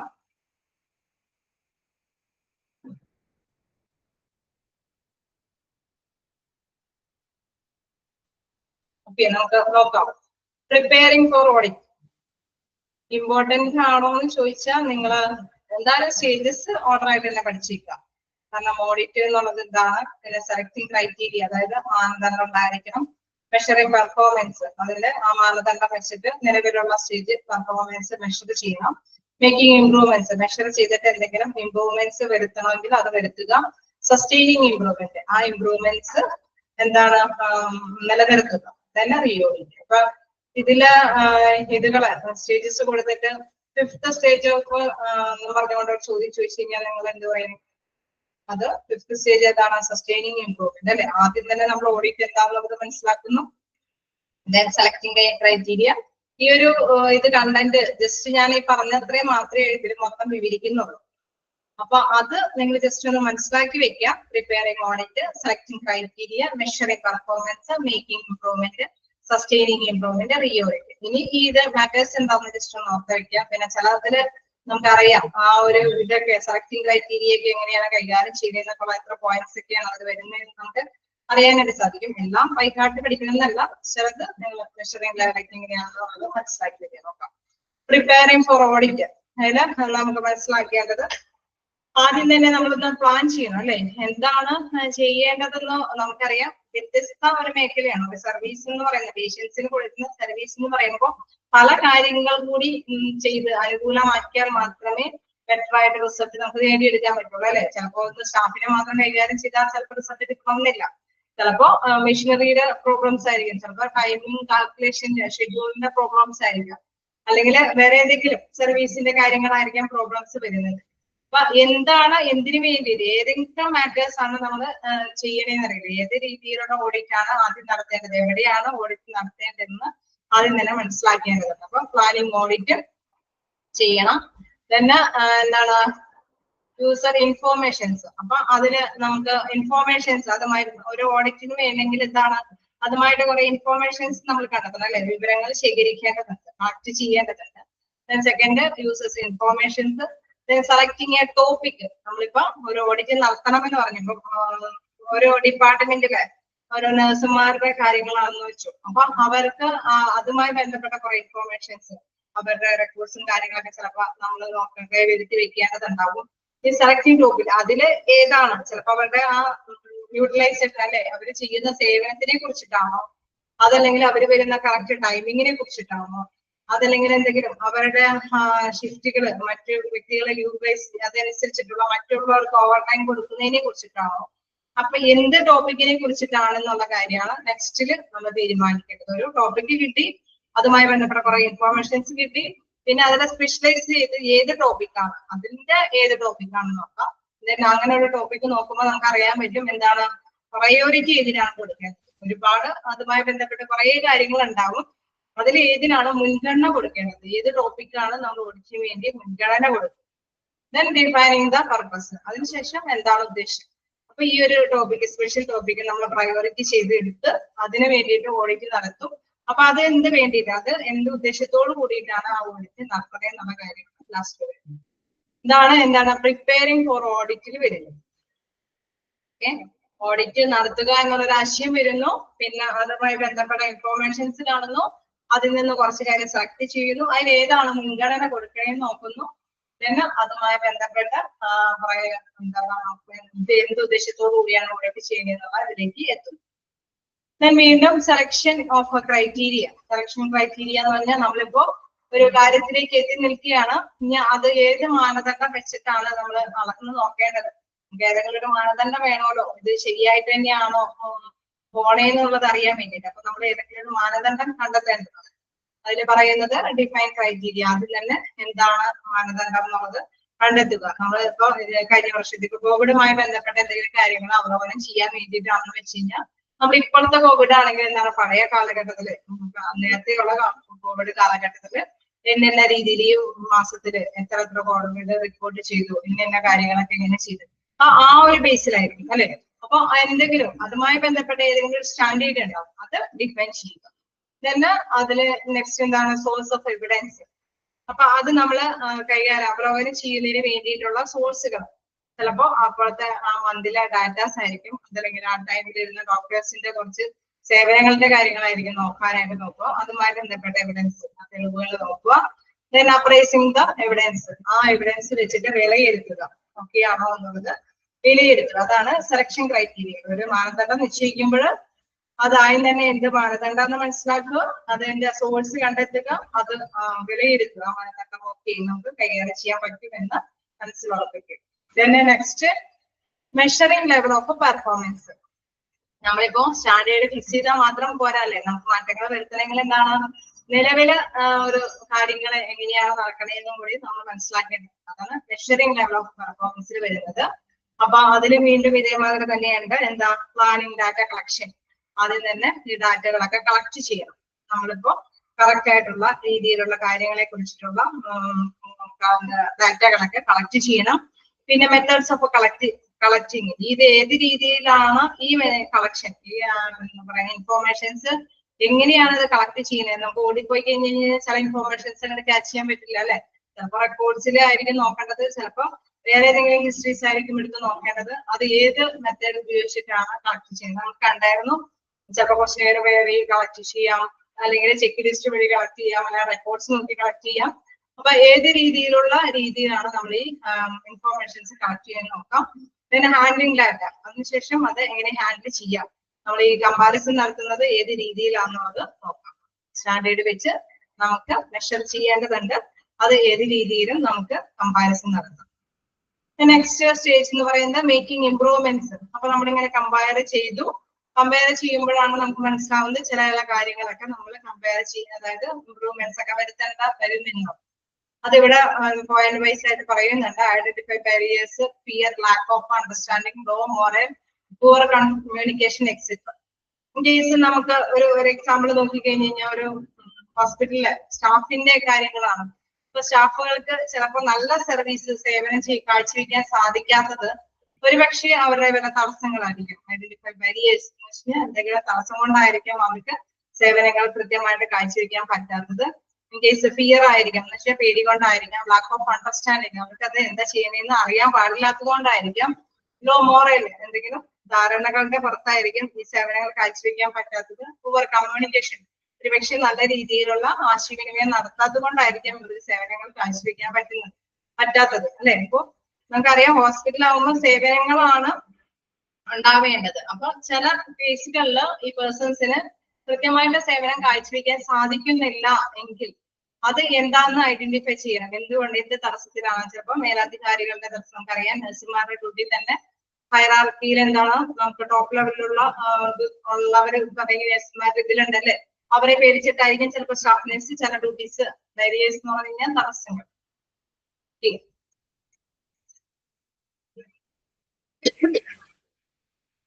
ഓക്കെ, അപ്പൊ എന്തെങ്കിലും തടസ്സങ്ങൾ വരുന്നത് എന്നുള്ളത് ഉണ്ടാവാം. ചിലപ്പോ ചിലർക്ക് പേടി കൊണ്ടായിരിക്കാം. ചിലപ്പോ പെട്ടെന്ന് അംഗീകരിക്കാൻ അല്ലെ, നഴ്സുമാർ എന്ന് പറയുമ്പോൾ നമുക്ക് കഴിവുണ്ടെങ്കിൽ കൂടി ചിലപ്പോൾ ചില കാര്യങ്ങൾ ഫേസ് ടു ഫേസ് ചെയ്യാൻ പറ്റാത്ത ഒരു പേടി കൊണ്ടായിരിക്കാം.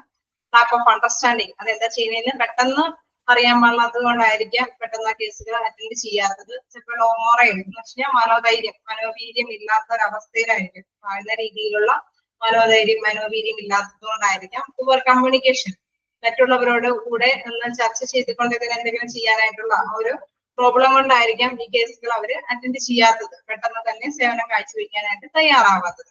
ചേഞ്ച് ബൈ റിമൂവ് ബാരിയേഴ്സ്, അപ്പൊ ഇതിന് വേണ്ടിയിട്ട് എന്തെങ്കിലും ഈ തടസ്സങ്ങളൊക്കെ നീക്കാൻ വേണ്ടിയിട്ട് എന്തെങ്കിലും കാര്യങ്ങൾ അഡോപ്റ്റ് ചെയ്യും. അതാണ് എന്താണ് മേക്കിംഗ് ഇംപ്രൂവ്മെന്റ്സിൽ പറയുന്നത്. ദെൻ സ്റ്റേജ് 5 അതിലെന്താ പറയുന്നത്, സസ്റ്റെയിനിങ് ഇംപ്രൂവ്മെന്റ്സ്. അപ്പൊ ചിലപ്പോ ആണെങ്കിൽ ഇന്ന കാര്യങ്ങൾക്ക് വേണ്ടിയിട്ട് ചിലപ്പോൾ അവർക്ക് നേരത്തെ കൂട്ടി നമ്മൾ നേരത്തെ പറഞ്ഞില്ലേ കുറച്ച് പ്രോഗ്രാംസ് ഒക്കെ സെറ്റ് ചെയ്ത് കൊടുക്കണം. അപ്പൊ ആ പ്രോഗ്രാംസ് ഒക്കെ നന്നായിട്ട് ചില ഇങ്ങനെയുള്ള പെട്ടെന്നുള്ള കേസുകൾ ഇങ്ങനെ വരുമ്പോൾ ദുരന്ത മുഖത്ത് നിന്നൊക്കെ കുറച്ച് പേഷ്യൻസ് ഒക്കെ പറഞ്ഞു കഴിഞ്ഞാൽ നിങ്ങൾ എന്താണ് ചെയ്യേണ്ടതൊക്കെ കുറച്ച് ക്ലാസ്സുകളൊക്കെ കൊടുക്കുമ്പോൾ അവർക്ക് ആ ഫിയർ ഒക്കെ മാറി പെട്ടെന്ന് തന്നെ ആക്ട് ചെയ്യാനും നഴ്സുമാർക്ക് പെട്ടെന്ന് തന്നെ അതിനോട് പ്രതികരിക്കാനൊക്കെ ഉള്ള ഒരു മോട്ടിവേഷൻ ഉണ്ടാവും. അപ്പൊ അങ്ങനത്തെ തന്നെ എന്തെങ്കിലും പ്രോഗ്രാമുകളൊക്കെ സംഘടിപ്പിച്ച് ഇവർക്ക് കൊടുക്കുമ്പോൾ ഇവര് എന്താണ് സ്പീഡിലി നഴ്സുമാര് അവരവരുടെ ഡ്യൂട്ടികൾ ചെയ്യും. അങ്ങനെയുള്ള കാര്യമാണ് നമ്മൾ മേക്കിംഗ് ഇംപ്രൂവ്മെന്റ്സിൽ വരുത്തുന്നത്. ഇനി വീണ്ടും എന്താണ് സസ്റ്റെയിനിങ് ഇംപ്രൂവ്മെന്റ്സ്. ഇപ്പൊ നമ്മൾ നേരത്തെ പറഞ്ഞ മാതിരി ഈ ഇംപ്രൂവ്മെന്റ്സുകളൊക്കെ വരുത്തിയിട്ടുണ്ടെങ്കിൽ എന്താണ് അത് നിലനിർത്തിക്കൊണ്ട് പോകണം. അതിൽ പറയുന്നതാണ് റീഎൻഫോഴ്സ്മെന്റ് ഇംപ്രൂവ്മെന്റ്, അതായത് അതിൽ കൂടുതൽ നമ്മൾ ശക്തി കൊടുക്കണം അല്ലെ. അപ്പൊ അതില് ഫോഴ്സ് ചെയ്യാന്ന് വെച്ച് കഴിഞ്ഞാൽ അവരെ ഫോഴ്സ് ചെയ്യാം. അത് കൂടുതൽ നന്നായിട്ട് നിങ്ങൾ ഇങ്ങനെ ചെയ്ത് കഴിഞ്ഞ് കഴിഞ്ഞാൽ നമുക്ക് ബിസിനസ് നന്നായിട്ട് തന്നെ റൺ ചെയ്ത് പോകാനായിട്ട് സാധിക്കും. അപ്പൊ നിങ്ങൾ റീഎൻഫോഴ്സിങ് ഇംപ്രൂവ്മെന്റ് വഴി, അതായത് കൂടുതൽ ശക്തി കൊടുക്കാവുന്ന തരത്തിലുള്ള കാര്യങ്ങൾ ഇവർക്ക് കൊടുക്കുക. അങ്ങനെ വരുമ്പോഴത് നിലനിർത്തിക്കൊണ്ട് പോകാനായിട്ട് സാധിക്കും. ദെൻ മോണിറ്ററിങ് ആൻഡ് ഇവാലുവേഷൻ, അവരെപ്പോഴും നിരീക്ഷണത്തിലായിരിക്കുക. ഇവരിങ്ങനെ ചെയ്യുന്ന ഇങ്ങനത്തെ സ്റ്റേജസ് ഒക്കെ വരുമ്പോൾ ഇവരെങ്ങനെയാണ് പ്രതികരിക്കുന്നത്, ഇവർക്ക് കൊടുത്ത പ്രോഗ്രാംസ് കൊണ്ട് എന്തെങ്കിലും നേട്ടങ്ങൾ വന്നിട്ടുണ്ടോ, ഇനിയും എന്തെങ്കിലും പ്രോഗ്രാംസോ എന്തെങ്കിലും മോട്ടിവേഷൻ ക്ലാസ്സുകളൊക്കെ ഇവർക്ക് കൊടുക്കേണ്ടതുണ്ടോ, അങ്ങനെയൊക്കെ മോണിറ്റർ ചെയ്തുകൊണ്ടിരിക്കുക, നിരീക്ഷിച്ചുകൊണ്ടിരിക്കുക. ദെൻ റീ ഓഡിറ്റ്, വീണ്ടും ഓഡിറ്റ് കാര്യങ്ങളിലേക്ക് വീണ്ടും നടത്തുക. നെക്സ്റ്റ് സ്റ്റെപ്പായിട്ട് തന്നെ വീണ്ടും പറയുന്നുണ്ട് റീ ഓഡിറ്റ്. റീ ഓഡിറ്റിൽ എന്താ പറയുന്നത്, റിവ്യൂ എവിഡൻസ്. ജസ്റ്റ് നിങ്ങളൊന്ന് വായിച്ചു നോക്കാം.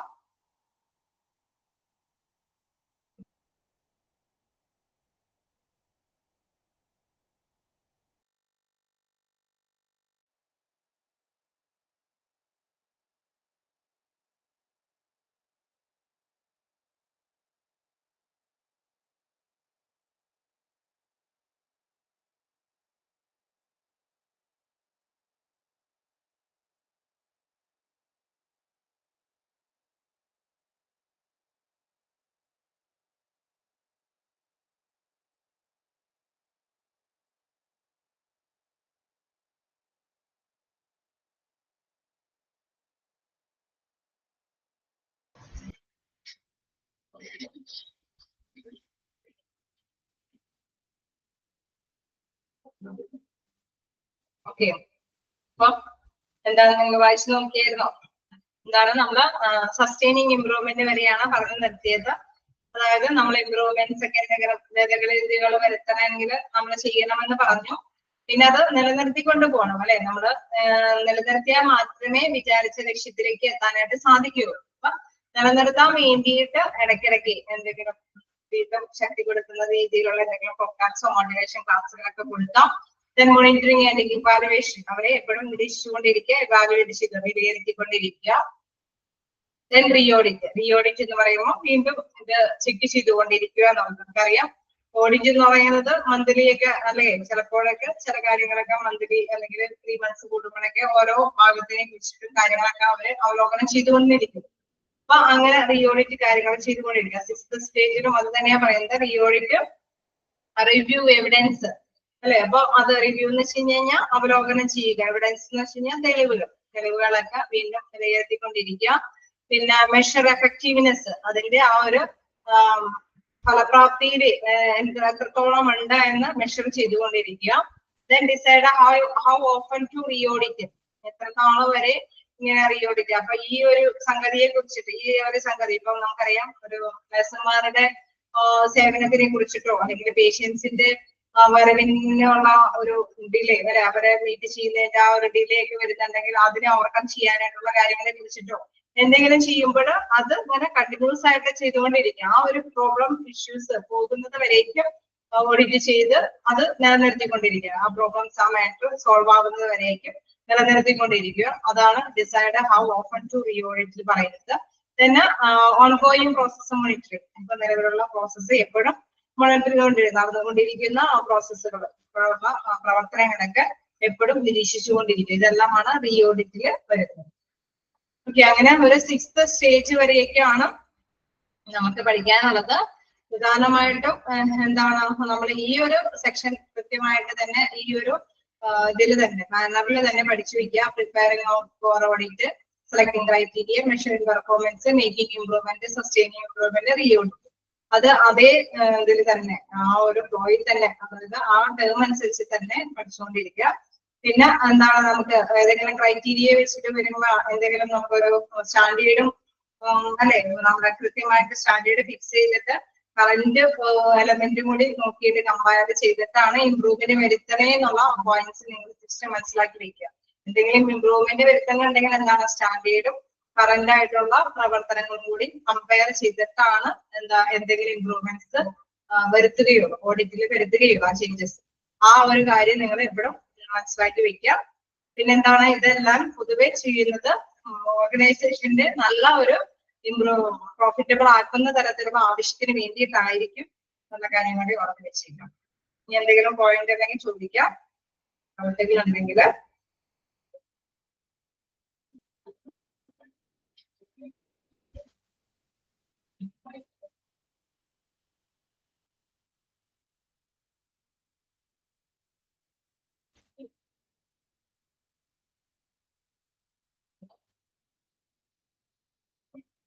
നമുക്ക് നെക്സ്റ്റ് ഭാഗത്തേക്ക് കിടക്കാം. നെക്സ്റ്റ് ഭാഗം പറയുന്നത് ടൈപ്സ് ഓഫ് ക്ലിനിക്കൽ ഓഡിറ്റ് ആണ്. ടൈപ്സ് ഓഫ് ക്ലിനിക്കൽ ഓഡിറ്റിൽ നമ്മൾ കണ്ടായിരുന്നു, കറന്റ്ലി നടന്നുകൊണ്ടിരിക്കുന്നതിനെ ഓഡിറ്റ് ചെയ്യാം. നമ്മൾ നേരത്തെ കൂട്ടി പ്ലാൻ ചെയ്തതനുസരിച്ചിട്ടുള്ള ഓഡിറ്റും റെക്കോർഡ്സിന്റെ ബേസിൽ ഓഡിറ്റ് ചെയ്യാം എന്ന് പറഞ്ഞു. പക്ഷെ ഇതിലെന്താണ്, അത് അങ്ങനെ 2 തരത്തിലുള്ള ക്ലിനിക്കൽ ഓഡിറ്റ് ഉണ്ട്. ഇതിൽ ഉദ്ദേശിക്കുന്ന ക്ലിനിക്കൽ ഓഡിറ്റ് എന്ന് പറയുന്നത് ഓരോ ആവശ്യത്തിന് വേണ്ടിയിട്ടും ഏത് പർപ്പസിന് വേണ്ടിയിട്ടാണെങ്കിലും നമുക്ക് ക്ലിനിക്കൽ ഓഡിറ്റ് നടത്താം എന്നുള്ളതാണ്. സ്റ്റാറ്റിസ്റ്റിക്കൽ ഓഡിറ്റ് നമുക്ക് സ്ഥിതിവിവര കണക്കുകൾ അറിയാൻ വേണ്ടിയിട്ട് വേണമെങ്കിൽ ഓഡിറ്റ് നടത്താം. എക്സ്റേ വ്യൂ, എക്സ്റേയുമായി ബന്ധപ്പെട്ട ഡിപ്പാർട്ട്മെന്റിലെ എന്തെങ്കിലും കാര്യങ്ങളൊക്കെ അവലോകനം ചെയ്യാൻ വേണ്ടിയിട്ടാണെങ്കിൽ അവിടെ ഒരു ഓഡിറ്റ് നടത്താം. ഡിസീസസ് ഓഡിറ്റ്, ഇപ്പൊ നമ്മൾ നേരത്തെ പറഞ്ഞല്ലേ ഓരോ ഡിസീസിനെ കുറിച്ചിട്ടും ആ ഡിസീസസിന് എന്തൊക്കെ തീരുമാനങ്ങൾ നേരത്തെ കൂട്ടിയുള്ള പ്രിക്കോഷൻസ് ഒക്കെ എന്താണ് എടുത്തത്, അതിനു വേണ്ടിയിട്ട് നഴ്സുമാർ എത്രത്തോളം പേഴ്സൺസ് ഒക്കെയാണ് അത്തരം ഡ്യൂട്ടീസിന് വേണ്ടി വന്നത്, എത്ര സമയം എടുത്തു ഓരോ രോഗിയെ ചെക്ക് ചെയ്യാൻ വേണ്ടിയിട്ട്, അല്ലെ ഇത്തിരി ഡേഞ്ചറസ് ആയിട്ടുള്ള സിറ്റുവേഷൻ ഒക്കെ ആണെങ്കിൽ അതെങ്ങനെയെന്ന് അവലോകനം ചെയ്യാൻ വേണ്ടിയിട്ടുള്ള ഓഡിറ്റ് നടത്തിയതായിരിക്കും. അത് രോഗങ്ങളുമായി ബന്ധപ്പെട്ടുള്ള ഡിസീസസുമായി ബന്ധപ്പെട്ടുള്ള ഓഡിറ്റ്. പിന്നെ ഒബ്സ്റ്റെറിക് കേസസ്, അല്ലെ നമുക്ക് പ്രസവ ചികിത്സയുമായി ബന്ധപ്പെട്ട കാര്യങ്ങൾ അവലോകനം ചെയ്യാൻ വേണ്ടിയിട്ട് ഓഡിറ്റ് നടത്താം. പിന്നെ ഇൻഫെക്ഷൻ കൺട്രോൾ, എന്തെങ്കിലും ഇൻഫെക്ഷൻ വന്നു കഴിഞ്ഞാൽ, അണുബാധയ്ക്ക് വന്നു കഴിഞ്ഞാൽ അത് കൺട്രോൾ ചെയ്യുന്നതിന് വേണ്ടിയിട്ട് അത് എന്തൊക്കെ മാർഗങ്ങളൊക്കെ സ്വീകരിച്ചു, എങ്ങനെയൊക്കെയാണ് അത് കൈകാര്യം ചെയ്തത്, ഇങ്ങനെ ഐസൊലേറ്റ് ഏരിയ പോലെ ആക്കിയോ, അങ്ങനെ ചെയ്യേണ്ടി വന്നു കഴിഞ്ഞാൽ എന്തൊക്കെ റിസ്ക് എടുക്കേണ്ടി വരും, അങ്ങനെയൊക്കെ കുറച്ച് ഓഡിറ്റ് കാര്യങ്ങളൊക്കെ നടത്താം. പിന്നെ നഴ്സിംഗ് ഓഡിറ്റ്, നമ്മൾ നേരത്തെ പറഞ്ഞ മാതിരി നഴ്സുമാര് അല്ലെ പേഷ്യൻസിന്റെ എത്രത്തോളം പേഷ്യൻസിനെ എത്രത്തോളം നഴ്സുമാരൊക്കെയാണ് സേവനം ചെയ്യാനായിട്ട് എടുത്തത്, അത് ഏത് രീതിയിലാണെങ്കിലും നമുക്കറിയാം. അത് ചിലപ്പോ അല്ലെ നൈറ്റ് ഷിഫ്റ്റിലൊക്കെ ചിലപ്പോ ഡ്യൂട്ടീസ് എത്രത്തോളം വേണ്ടി വരും, അല്ലെങ്കിൽ ഇന്ത്യൻ ഷിഫ്റ്റുകളിൽ കൂടുതൽ സർവീസിന് വേണ്ടി വരുമ്പോൾ അതെങ്ങനെ ചെയ്യും, വാർഡിലേക്ക് എത്രത്തോളം നഴ്സുകളുടെ ഓഡിറ്റ് നടത്തണം, അങ്ങനെയൊക്കെയുള്ള വ്യത്യസ്ത ആവശ്യങ്ങൾക്കൊക്കെ വേണ്ടിയിട്ടും നഴ്സിംഗ് ഓഡിറ്റ് ഒക്കെ നടത്താം. പിന്നെ ഡെത്ത് ഓഡിറ്റ്, നമുക്കറിയാം ഏത് അല്ലെ ചികിത്സയുമായി ബന്ധപ്പെട്ടുള്ള ഏത് മാറ്ററും വേണമെങ്കിൽ ഓഡിറ്റ് ചെയ്യാം. അപ്പൊ അത് ഏത് തരത്തിലാണെങ്കിലും ആവാം. ഇപ്പൊ ഇൻ കേസ് ഡെത്തുമായി ബന്ധപ്പെട്ടില്ല, രോഗം വന്ന് എത്രത്തോളം പേഴ്സൺസ് ഒക്കെ മരിച്ചിട്ടുണ്ട്, ഈ ഇയറിൽ എത്രത്തോളം സ്ഥിരീകരിക്കപ്പെട്ടിട്ടുണ്ട്, അങ്ങനെയൊക്കെയുള്ള കുറെ കാര്യങ്ങളൊക്കെ ഓഡിറ്റ് ചെയ്യാൻ വേണ്ടിയിട്ട് എന്താണ് ക്ലിനിക്കൽ ഓഡിറ്റ് നടത്താവുന്നതാണ്. അപ്പൊ ചികിത്സയുമായി ബന്ധപ്പെട്ടുള്ള എല്ലാ മാറ്റേഴ്സും നമുക്ക് ഓഡിറ്റ് ചെയ്യാം. അതിലെ കുറച്ച് ഓഡിറ്റ് കാര്യങ്ങളാണ് ഇവിടെ കൊടുത്തിരിക്കുന്നത്. Statistical audit, X ray viewer, diseases audit, obstetric cases, infection controller, nursing audit, death audit. Clear ആണോ? എങ്ങനെ ഡൗട്ടുകൾ എന്തെങ്കിലും ചോദിക്കാത്തോ? നമുക്ക് ഈ ഒരു ടോപ്പിക് കൂടെ എടുക്കാതെ എന്തായാലും കുറച്ചും കൂടി ഉണ്ട്, നമുക്ക് ഇരിക്കേണ്ടതുണ്ട്. എന്തായാലും നിങ്ങൾ നെക്സ്റ്റ് ക്ലാസ്സിൽ വരുമ്പോൾ എത്തിക്കൽ ആൻഡ് ലീഗൽ ഇഷ്യൂസ് ആയിരിക്കും നമ്മുടെ നെക്സ്റ്റ് ടോപ്പിക്. ഇത് ഒരു ക്ലാസ്സിൽ കുറച്ചു നേരം മതിയാവും. ഇതും കൂടി എടുക്കാനുള്ള സമയം കിട്ടുമല്ലോ. Role of hospital administration in audit എടുക്കാലോ. നെക്സ്റ്റ് ക്ലാസ്സിൽ വരുമ്പോൾ നിങ്ങൾ എത്തിക്കൽ ആൻഡ് ലീഗൽ ഇഷ്യൂസ് കൊണ്ടുവരാം. ഇതും കൂടി എടുക്കാം. നമുക്ക് ഈ മന്ത് എക്സാം ഉണ്ടാകുമോ എന്ന് ചോദിച്ചാൽ ഈ മന്തില് മിക്കവാറും ക്ലാസ്സുകൾ തീർക്കാനായിട്ട് ഈ മന്ത് നിങ്ങൾക്ക് ഈ മന്ത് തീരില്ലല്ലോ. പുറത്ത് മൊഡ്യൂൾ കൂടിയില്ലേ? ഇതും കൂടി തേർഡ് മൊഡ്യൂൾ മാത്രമായിട്ട്. അപ്പൊ പുറത്ത് മൊഡ്യൂൾ കൂടി ഉണ്ട്. പുറത്ത് മൊഡ്യൂൾ ഒരുപാട് എടുക്കാനുണ്ട്. തേർഡ് മൊഡ്യൂളിൽ തന്നെ ഈ മന്ത് പുറത്ത് മൊഡ്യൂൾ കൂടി ആകുമ്പോൾ നിങ്ങൾക്ക് എക്സാം ഉണ്ടാവില്ല. ഇപ്പൊ ഈ മാസം ഉണ്ടാവില്ല. എന്തായാലും ഇത് നമുക്ക് നമ്മള് എന്താ പറയുക രണ്ടും കൂടി തീർക്കേണ്ട ഒരു അവസ്ഥയുണ്ട്. നമുക്ക് അറിയാം ഈ ടോപ്പിക് എല്ലാം കഴിയേണ്ട ഒരു സമയമുണ്ട്. ആ സമയത്തിനുള്ളിൽ തീർക്കണമല്ലോ. പുറത്ത് മൊഡ്യൂളാണെങ്കിൽ ഇത് മാത്രമേ തന്നെ ക്വസ്റ്റ്യൻസ് ഇത്രയും പേജസ് ഒക്കെ ഉള്ള ക്വസ്റ്റ്യൻസ് ഒക്കെ തന്നെയാണ്. എന്തായാലും നമുക്ക് ഈ ഒരു ഭാഗം കൂടി എടുക്കാം. എന്താണ് role of hospital administration in audit. അപ്പൊ നമുക്കറിയാം ഓഡിറ്റിന്റെ കുറച്ച് കാര്യങ്ങളാണ് ഡിസ്കസ് ചെയ്ത് പോകുന്നത്. അതിന്റെ അഡ്മിനിസ്ട്രേഷന്റെ റോൾ എന്താണെന്നുള്ളത് നോക്കാം. അവരുടെ ഒരു ഭാഗം എന്താണെന്ന് നോക്കാം. To facilitate and provide good working environment. Quality കാര്യങ്ങളൊക്കെ നടത്തുമ്പോൾ നല്ല രീതിയിലുള്ള ഫെസിലിറ്റീസ്, നല്ല രീതിയിലുള്ള സൗകര്യങ്ങളൊക്കെ ചെയ്തു കൊടുക്കേണ്ടതുണ്ട്. ഓഡിറ്റുമായി ബന്ധപ്പെട്ട് എന്തെങ്കിലും കാര്യങ്ങൾ മാനേജ്മെന്റ് തലത്തിൽ നിന്ന് അഡ്മിനിസ്ട്രേറ്റീവായിട്ട് എന്തെങ്കിലും കൊടുക്കേണ്ടതുണ്ടെങ്കിലൊക്കെ ആ ഒരു കാര്യങ്ങളൊക്കെ അനുവദിച്ചു കൊടുക്കുക. To provide facilities, resources and smooth supplies. നമുക്കറിയാം ചില കാര്യങ്ങളിൽ നമ്മൾ പറഞ്ഞു കുറച്ച് ഹ്യൂമൻ റിസോഴ്സിനൊക്കെ അപ്പോയിന്റ്മെന്റ് ചെയ്യേണ്ടവരും അല്ലെങ്കിൽ കുറച്ച് മിഷണറീസ് അവൈലബിൾ ആക്കേണ്ടവരും അങ്ങനെ പല പല അല്ലെ ഫിനാൻഷ്യലി ചിലപ്പോൾ കുറച്ച് കാര്യങ്ങളൊക്കെ ചെയ്യേണ്ടതൊക്കെ ആയിട്ട് വരികയാണെങ്കിൽ ആ ഫെസിലിറ്റീസ് ഒക്കെ പ്രൊവൈഡ് ചെയ്യേണ്ടതായിട്ട് വരും.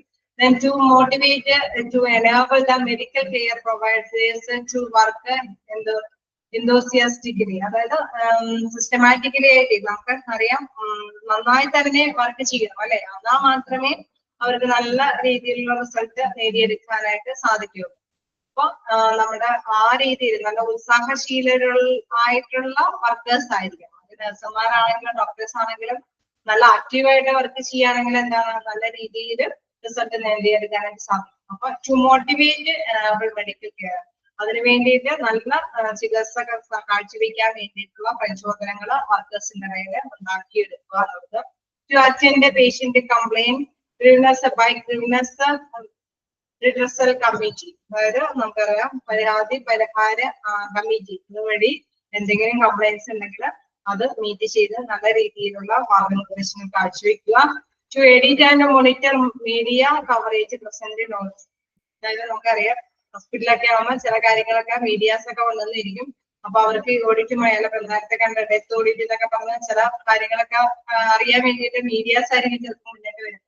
അപ്പൊ അവർക്കെല്ലാം കൃത്യമായിട്ടുള്ള രീതിയിലുള്ള എഡിറ്റ് ചെയ്ത് കൊടുക്കുക എന്നുള്ളത്. Patient satisfaction service to reveal the grey areas, അതായത് നല്ല രീതിയിലുള്ള സർവീസുകൾ എല്ലാം തന്നെ നമുക്ക് പേഷ്യൻസിന് കൊടുക്കേണ്ടതുണ്ട്. Patient satisfaction service to reveal the grey areas എന്ന് വെച്ച് കഴിഞ്ഞാൽ എല്ലാ തരത്തിലുള്ള ഇതുകളിലേക്കും നമ്മൾ എത്തിക്കുക. പേഷ്യൻസിന്റെ എല്ലാ തരത്തിലുള്ള ഏരിയകളിലേക്കും ആവശ്യമായിട്ടുള്ള സർവേകളൊക്കെ എത്തിക്കേണ്ടതുണ്ടെങ്കിൽ അത് എത്തിക്കുക എന്നുള്ളത്. Then to contact exit interview and make changes suggested. അപ്പം നമുക്ക് ചില രീതിയിൽ ഓഡിറ്റ് കാര്യങ്ങളൊക്കെ നടത്തുമ്പോൾ എന്താണ് ഇന്റർവ്യൂ ബേസിലാണെന്ന് നമ്മൾ പറയും അല്ലെ. ഇനി ഇൻ കേസ് ചിലപ്പോൾ എന്തെങ്കിലും ചേഞ്ചസ് ഒക്കെ വരുത്താനായിട്ട് അവർ പറയുകയാണ്. അങ്ങനെ സജഷൻ ഉണ്ടായെങ്കിൽ ആ സജഷൻ നമ്മൾ മനസ്സിലാക്കുക, അത് നിർദ്ദേശങ്ങൾ പാലിക്കുക എന്നുള്ളത്. Contact exit interview and make changes as suggested.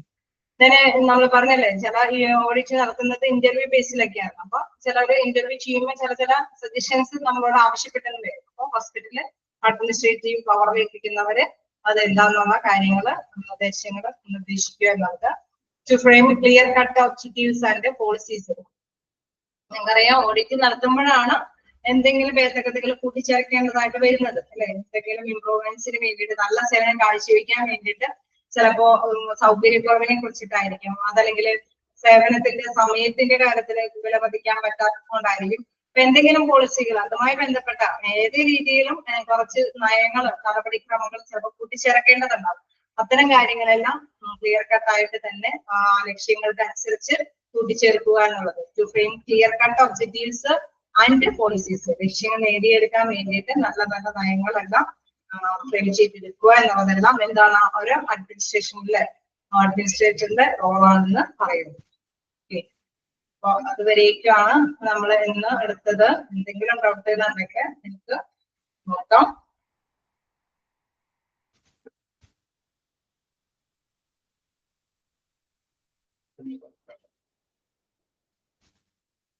ഗ്രീവ്നെസ് എന്ന് വെച്ചാൽ പരാതി.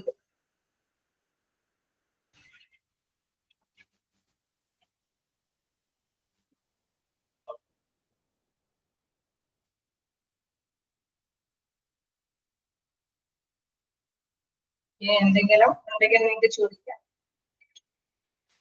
ഉത്സാഹശീലമാണ്.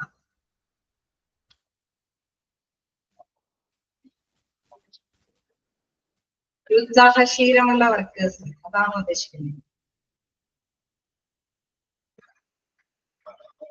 എന്തോസിയാസ്റ്റിക്കലി എന്ന് പറയുന്നത് ഉത്സാഹശീലമുള്ള വർക്കേഴ്സ്. ക്ലിയറായ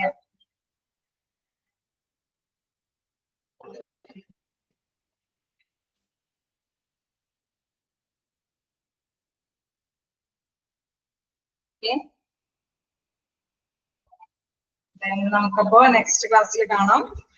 നമുക്ക് ഇതിന്റെ ഒരു ലാസ്റ്റ് ഭാഗം എടുക്കാനുണ്ട്. ബാക്കി നമുക്ക് എന്താണ് ethical and legal issues. Thank you.